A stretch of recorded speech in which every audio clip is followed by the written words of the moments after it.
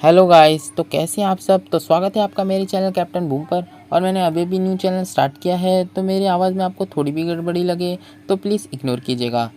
तो टॉपिक देखकर समझ गए होंगे, हम बैटल कराने जा रहे हैं एमसीयू के दो ऐसे विलन्स की जिन्होंने एवेंजर्स के सबसे पावरफुल मेंबर थॉर को बहुत इजीली टेक डाउन किया था, जो कि है कर्स और दूसरा है हमारा सन की बैगन थैनोस। तो क्या होगा अगर थैनोस और कर्स की फाइट हो, तो कौन होगा इस बैटल का विनर, ये आपको वीडियो के एंड में पता चल ही जाएगा। उससे पहले थैनोस और कर्स की पावर्स एंड एबिलिटीज़ देख लेते हैं कि किस में कितना है दम।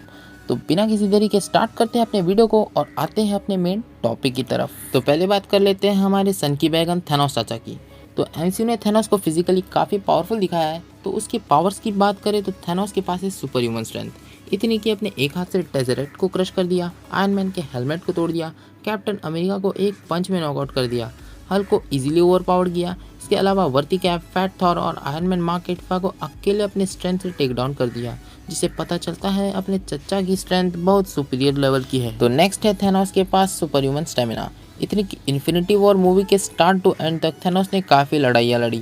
पहले हल्क को धोया, फिर guardians of Galaxy, iron man, doctor strange और स्पाइडरमैन से फाइट की। उसके बाद वकांडा में भी स्टॉर्म ब्रेकर को सर्वाइव किया और इन्फिनिटी स्टोन्स के vast amount of pure energy को भी संभाल पाया। तो आप सोच सकते हो थैनोस का स्टेमिना कितना ज़्यादा है कि वो 2 बार स्नैप कर पाया फाइट के साथ। इसके अलावा उसके पास है सुपर ह्यूमन ड्यूरेबिलिटी। अब थैनोस की ड्यूरेबिलिटी का अंदाज़ आप इसी बात से लगा सकते हो कि उसने हल्क के पंचेस, आयरन मैन के पंचेस, स्पाइडरमैन के पंचेस, म्यूनिर के मल्टीपल हिट्स तक को लेकर विथस्टैंड कर रखा था। और तो और उसने स्टॉर्म ब्रेकर के रैंडम हिट को भी सर्वाइव किया था, जिससे उसकी छाती काफ़ी हद तक कट हो गई थी। और आयरन मैन के मार्क 50 के पंच से भी थैनोस को सिर्फ एक बूंद खून ही निकल पाया था, जिससे पता चलता है थैनोस की ड्यूरेबिलिटी अच्छी खासी है, बट फिजिकल अटैक से उसे कट और हार्म किया जा सकता है। मीन्स फिजिकली अटैक में थैनोस की ड्यूरेबिलिटी थोड़ी सी कम है, बट अगर बात करें थैनोस की एनर्जी बेस्ड ड्यूरेबिलिटी की, तो उसमें वो ज़्यादा बेटर है, बिकॉज थैनोस ने इन्फिनिटी स्टोन्स के vast amount of pure energy को सर्वाइव किया था, वो भी 2 टाइम्स। जबकि टोनी ने कहा था कि स्टोन्स मिलकर इतनी एनर्जी एमिट करते हैं कि एक कॉन्टिनेंट को उड़ा सके। मीन्स थैनोस की energy based durability at least easily continental level की है। तो आप समझ गए होंगे कि थैनोस की ड्यूरेबिलिटी कितनी ज़्यादा है। तो नेक्स्ट है थैनोस के पास सुपर ह्यूमन रिफ्लेक्सेस। अब थैनोस की रिफ्लेक्सेस इतनी है कि वो अकेले iron man, doctor strange, Spiderman और गार्डियंस ऑफ गैलेक्सी के लगभग सभी मेंबर से साइमल्टेनियसली फाइट कर रहा था। तो आप समझ ही सकते हो इतने सारे सुपर हीरो से लड़ने के लिए किस लेवल की रिफ्लेक्सेस चाहिए होती है। डैट मीन्स थैनोस की रिफ्लेक्सेस इजीली साउंड स्पीड जितनी या उससे थोड़ी ज़्यादा हो सकती है। इवन थैनोस अपनी स्वॉर्ड को भी साउंड स्पीड से मूव और थ्रो करता है, जिसके आगे कैप्टन मार्वल की स्पीड फीकी पड़ गई थी। तो थैनोस की स्पीड को हम साउंड स्पीड से ज़्यादा मानकर चलते हैं, बिकॉज उसने स्टॉर्म ब्रेकर को भी आते हुए रिएक्ट किया था, वो भी 2 टाइम्स। तो नेक्स्ट बात करते हैं थैनोस के वेपन्स और आर्मर की। अब प्रोबेबली ये जिस मेटल से भी बना हुआ आर्मर और स्वॉर्ड है, ये नियरली ओरू के मैचेबल है। आई मीन इसकी स्ट्रेंथ और ड्यूरेबिलिटी काफ़ी हद तक ओरू मेटल के कंपैरेबल है। अब मैं ये नहीं कह रहा कि ओरू जितना ही स्ट्रॉन्ग है, बट काफ़ी हद तक उसके कंपैरेबल है, जो कि उसे इस फाइट में एक एडवांटेजेस दे सकता है, जिसने वाइब्रेनियम को तोड़ दिया, वो भी एक फुट्टे की तरह। तो नेक्स्ट है थैनोस के पास जीनियस लेवल इंटेलेक्ट। अब थैनोस कितना ज़्यादा इंटेलिजेंट है ये मुझे बताने की भी ज़रूरत नहीं। उसने अपनी इंटेलिजेंस से काफ़ी प्लैनेट्स डिस्ट्रॉय किए। अब चाहे इन्फिनिटी स्टोन्स को यूज़ करना हो, या इन्फिनिटी स्टोन्स को ढूंढकर चुटकी बजाना हो, या किसी के वीकनेसेस को जानकर उस पर अटैक करना हो, थैनोस हर जगह अपनी इंटेलिजेंस का यूज़ करते हुए दिखाई दिया है। थैनोस माइंड से बहुत क्लेवर और शार्प है। उसका सबसे बड़ा वेपन इंटेलिजेंस ही है, जो कि टोनी स्टार्क की इंटेलिजेंस को राइवल करती है। तो नेक्स्ट बात करेंगे उसके स्किल्स और एक्सपीरियंस की। तो थैनोस एक बहुत ही बैड फाइटर, लीडर और मास्टर टेक्टिशियन है अपनी आर्मी का। उसने आउटराइडर्स के साथ फाइट कर कर ट्रेनिंग ली है। वही आउटराइडर्स जिन्हें अपनी जान की परवाह नहीं होती, थैनोस उनके साथ ट्रेनिंग करता था। इसके अलावा Thanos hand to hand combat के अलावा भी स्वॉर्ड मास्टरी और लगभग हर एलियन वेपन यूज़ करना जानता है।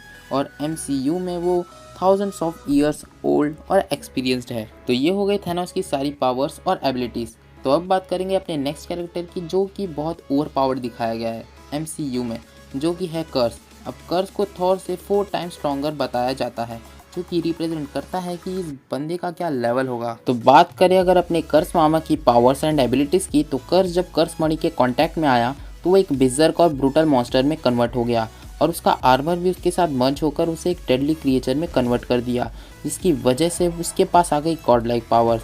अब र्यूमर्स ये भी हैं कि कर्स जिस मणि से बना था वो मणि को ओडिन के थ्रू रियलिटी स्टोन से बनाया गया था।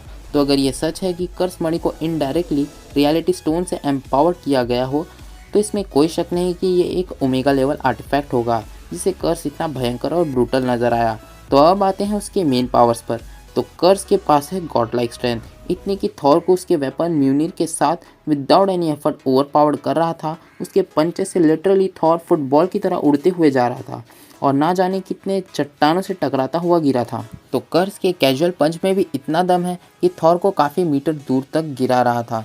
और अगर याद हो तो कर्स जब थॉर पर पंचेस मार रहा था तो पूरा का पूरा ग्राउंड शेक कर रहा था, लिटरली पूरा का पूरा ग्राउंड काँप रहा था। इसके अलावा भी उसने एस्गार्ड के एनर्जी शील्ड बैरियर को भी तोड़ दिया था सिर्फ अपनी स्ट्रेंथ के दम पर, जिससे आप समझ गए होंगे इसकी स्ट्रेंथ कितनी ओपी है। तो नेक्स्ट बात करते हैं सुपर ह्यूमन ड्यूरेबिलिटी की। तो कर्स की भले स्ट्रेंथ गॉडलाइक हो बट उसकी ड्यूरेबिलिटी सेम थैनोस जैसी है। उसे भी फिजिकल अटैक से पेनिट्रेट किया जा सकता है जैसा कि लोकी ने किया था, बट फिर भी उसकी ड्यूरेबिलिटी भी बहुत अच्छी है बिकॉज उसके पास हीलिंग फैक्टर है जिसकी वजह से कर्स वर्चुअली इमॉर्टल है और वो अपने लाइफ फोर्स एनर्जी एब्जॉर्प्शन से अपनी ड्यूरेबिलिटी को इन्हांस भी कर सकता है, जिसे हम अंदाज़ा लगा सकते हैं कि इमॉर्टेलिटी और हीलिंग का कॉम्बिनेशन उसे एक ओवर एडवांटेजेस देती है ड्यूरेबिलिटी में। तो नेक्स्ट है कर्स की सुपर ह्यूमन स्पीड और रिफ्लेक्सेस की। तो कर्स ट्रैवलिंग स्पीड में कितना है ये तो पता नहीं, बट रिफ्लेक्सेस में वो थॉर से काफ़ी टाइम्स ज़्यादा सुपीरियर है। जबकि थॉर ने अपने रिफ्लेक्सेस से क्विक सिल्वर को ट्रिक किया था, लेकिन कर्स के आगे कोई रिफ्लेक्सेस काम नहीं आई थी। इसके अलावा भी कर्स ने म्यूनिर के लगभग मैक्सिमम स्पीड को आते हुए रिएक्ट कर लिया था और एक स्लैप में डिफ्लेक्ट भी कर दिया था, जिससे पता चलता है अपने कर्स की रिफ्लेक्सेस बहुत ज़्यादा ओपी है। तो अब बात करेंगे कर्स के कुछ स्पेशल पावर्स और एबिलिटीज़ की। तो कर्स की जो सबसे स्पेशल और डेडली पावर है वो है उसकी लाइफ फोर्स एब्जॉर्प्शन। अब कर्स किसी के भी लाइफ फोर्स को एब्जॉर्ब करके खुद को एम्पावर्ड करता जाता है, जिससे सामने वाला ओपोनेंट डिसइंटीग्रेट हो जाता है इंस्टेंटली। तो ये एक बहुत बड़ा ओवर एडवांटेज होगा कर्स के पास। इसके अलावा भी कर्स के पास है ब्लैक होल ग्रेनेड्स, जो कि सिंगुलैरिटीज़ को क्रिएट करके किसी भी बीइंग को डिस्ट्रॉय करके हेल में टेलीपोर्ट कर सकता है, जो कि किसी का भी एग्जिस्टेंस इरेज कर सकती है। इसके अलावा कर्स का एक्सपीरियंस भी बहुत अच्छा है, वो लगभग ओडिन के ज़माने का है। इसके अलावा वो मास्टर है हैंड टू हैंड कॉम्बैट में। तो ये हो गई हमारे दोनों कैरेक्टर्स की सभी पावर्स। तो अब आते हैं कंक्लूजन पे। तो कौन होगा इस बैटल का विनर? अगर मैं अपने ओपिनियन के हिसाब से कहूँ तो यहाँ मैं फाइट दो सिचुएशंस में डिवाइड कर दूंगा, पहला प्रिपरेशन फाइट और दूसरा रैंडम फाइट। तो पहले बात कर लेते हैं रैंडम फाइट की। तो रैंडम फाइट में नो डाउट कर्स विनर होगा बिकॉज उसकी स्ट्रेंथ थैनोस से लिटरली बहुत ज़्यादा है। इवन ड्यूरेबिलिटी में भी वो थैनोस से आगे है। जहाँ थैनोस की पिटाई थॉर के हैमर से हो गई थी, वही म्यूनिर कर्स को 1 सेंटीमीटर भी नहीं हिला पाया था। उल्टा कर्स ने अपनी स्ट्रेंथ से म्यूनिर को डिफ्लेक्ट कर दिया था, जो मेरे अकॉर्डिंग थैनोस नहीं कर सकता अपनी स्ट्रेंथ बेसिस पर। थैनोस के पंचे से भी आयरन मैन, कैप्टन अमेरिका जैसे ह्यूमंस भी कुछ सेंटीमीटर ही दूर जाकर गिरते हैं, बट कर्स के पंचेस से इजीली थॉर जैसे गॉड भी किलोमीटर दूर तक जाकर गिर सकते हैं। तो आप साफ साफ देख सकते हो दोनों की स्ट्रेंथ में कितना डिफरेंस है।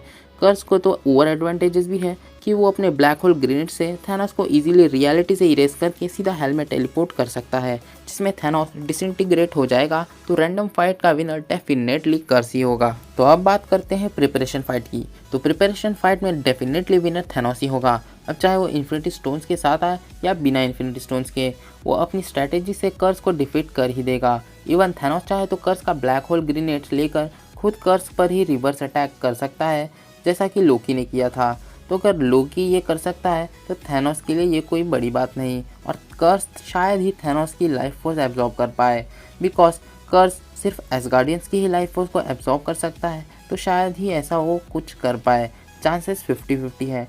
बट ये तो हो गया मेरा पर्सनल ओपिनियन। अगर आप अपना ओपिनियन बताना चाहते हैं तो प्लीज़ कमेंट में ज़रूर बताइएगा कि कौन होगा इस बैटल का विनर। और अगर वीडियो पसंद आया हो तो वीडियो को लाइक, शेयर और सब्सक्राइब ज़रूर कीजिएगा। तो मैं मिलूंगा आपसे अगली वीडियो में, तब तक के लिए गुड बाय।